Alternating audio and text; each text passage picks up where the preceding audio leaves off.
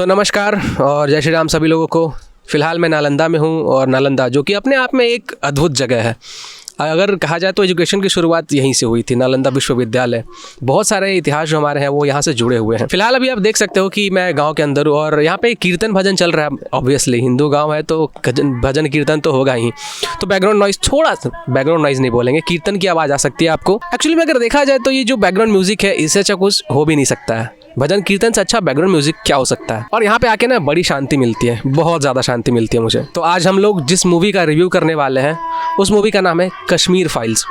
और ऐसा नहीं कि कश्मीर के ऊपर यह पहला मूवी है, कश्मीर के ऊपर पहले भी मूवीज़ बनाई जा चुके हैं, बट उनमें और इसमें बहुत फ़र्क है क्योंकि इस मूवी को बनाया है विवेक अग्निहोत्री ने। और विवेक अग्निहोत्री जितने भी मूवीज़ को बनाते हैं उनमें कुछ न कुछ ऐसा यूनिक होता है जो कि लोगों के दिल को छू जाता है। तो बिना विलंब किए चलिए शुरू करते हैं कश्मीरी फाइल्स के ट्रेलर का रिव्यू। 18, 19, 20, 21, 22, 23 आप पर एक इल्जाम है कि आपने ढेर सारे कश्मीरी पंडितों की जान ली। जी कितने लोग मारा होगा?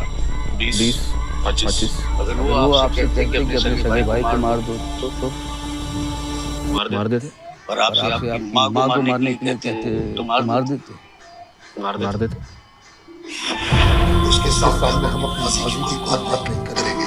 मतलब no mention of exceptions, no exceptions नहीं। देखिए बहुत जगह पे ना इस मूवी में ये चीज़ मुझे बड़ी अच्छी लगी। यहाँ पे ना एक्सोडस नहीं, इसको जेनोसाइड कहा गया है। बहुत जगहों पे कश्मीर के बारे में जब भी लिखा जाता है तो एक्सोडस लिखा जाता है, जो कि वो है नहीं, ये एक जेनोसाइड था, नरसंहार था। और यहाँ पे सिर्फ और सिर्फ कश्मीरी पंडितों की बात नहीं हो रही है। आपने देखा होगा बहुत सारे जगहों पे लिखा जाता है कश्मीरी पंडित, जी नहीं, कश्मीरी हिंदू।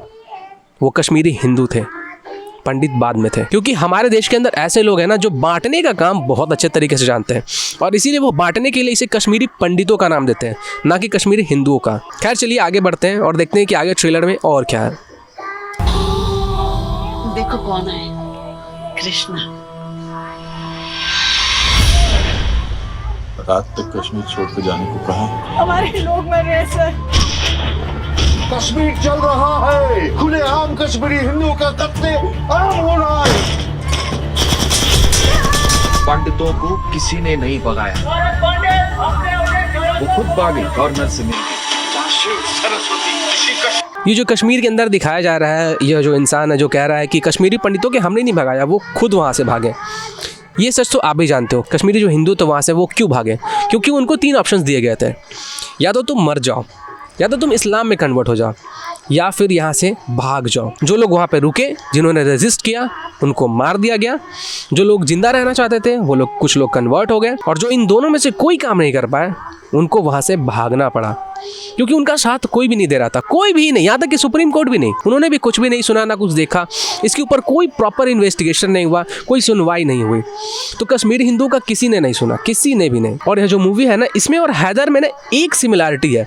आपने हैदर मूवी अगर देखा होगा, उसमें भी एक नौजवान होता है जो कि अपने आप को ऐसा दिखाता है कि वो रिवोल्यूशन लाएगा कश्मीर के अंदर में, और वही चीज़ यहाँ पर भी दिखाई दे रही है।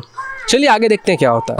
पंचतंत्र लिखा गया तो कश्मीर हमारा। तू जानता ही क्या है कश्मीर के बारे में? Kashmir has never been an integral part of India, and this is a historical fact.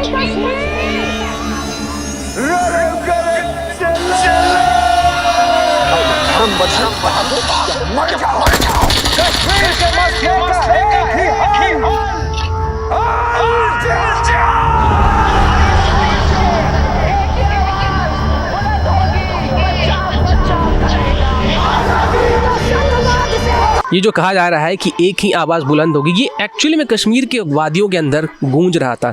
हर एक मस्जिद, हर एक चौराहे, सब जगह से सिर्फ एक आवाज़ आ रही थी, जितने भी हिंदू हैं या तो उनको मार दो या तो उनको यहाँ से भगा दो। हर तरफ सन्नाटा छाया हुआ था। और ऐसा नहीं था कि ये सन्नाटा सिर्फ इसलिए फैला हुआ था क्योंकि वहाँ से अधिकतर लोग जा चुके थे, जी नहीं, JNU, जी हाँ वही JNU, जहाँ से टुकड़े टुकड़े गैंग आते हैं। और वो जो JNU के टुकड़े टुकड़े गैंग है वो कैसे कैसे बैन देते हो तो आप लोग जानते ही हो। ये लोग तो चिकन नेक तक काटने की बात कर रहे थे। चिकन नेक मतलब नॉर्थ ईस्टर्न जो इंडिया है उसको पूरे इंडिया से ये लोग कट करना चाहते थे। और इसी कारण से ये जो शर्जील इमाम है उसके ऊपर अभी तक UAPA चल रहा है।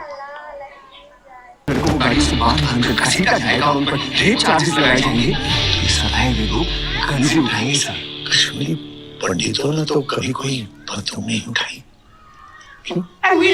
ये जो लाइन मिथुन डा ने कहा है, कश्मीरी पंडितों ने तो कभी बंदूक नहीं उठाया, ये लाइन रिवोल्यूशनरी लाइन होने वाला है। आप देखिएगा जब ये मूवी लॉन्च होगा उसके बाद ये लाइन कितना ज़्यादा वायरल होने वाला है, कितना ज़्यादा वायरल।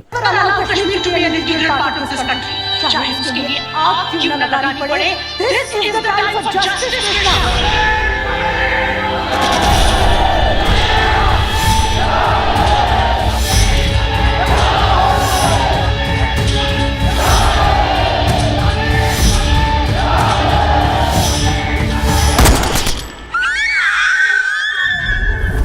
लेकिन क्या कश्मीरी पंडितों को वापस अपने घर कश्मीर जाने का मौका मिलेगा?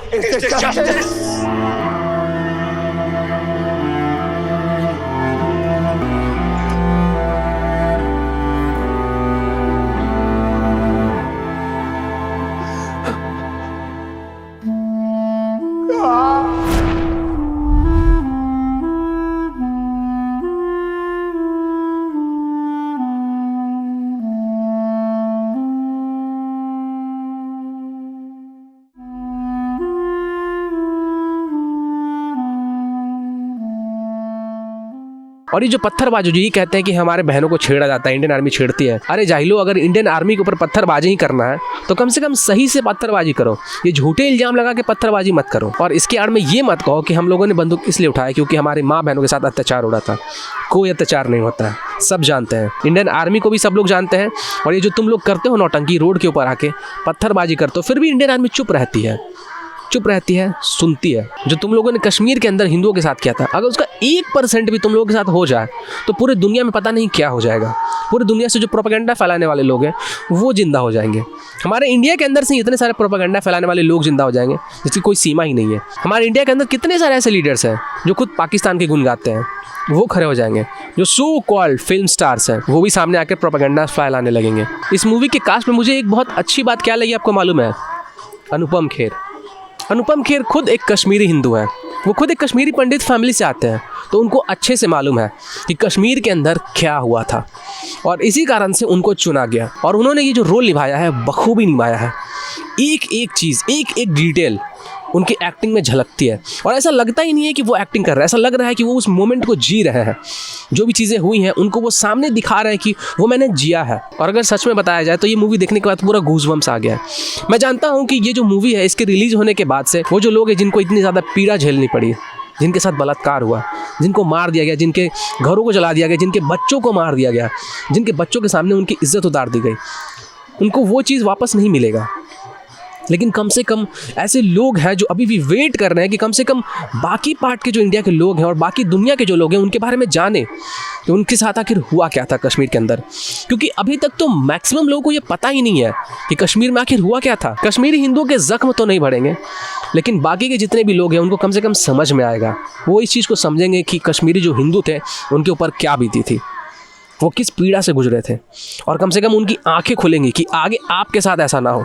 जो चीज़ें भी चल रही है केरला के अंदर, वेस्ट बंगाल के अंदर, हम सब देख रहे हैं किस तरीके से ये जो पोटेशियम ऑक्साइड से इनका जो वर्चस्व है वो बढ़ता ही जा रहा है। चाहे फिर आप कर्नाटका की बात कर लो, कर्नाटका के अंदर देखो किस तरीके से हर्षा को मार दिया गया। तो ऐसे ढेरों सारे एग्जाम्पल्स हमारे पास भरे पड़े हैं और लोग जागरूक हो रहे हैं। ऐसा नहीं कि लोग जागरूक नहीं हो रहे हैं। आज से 10 साल पहले जो लोग कश्मीरी हिंदुओं के बारे में जानते तक नहीं थे, उनको कम से कम अब पता है कि कश्मीरी हिंदुओं के साथ कुछ तो गलत हुआ था।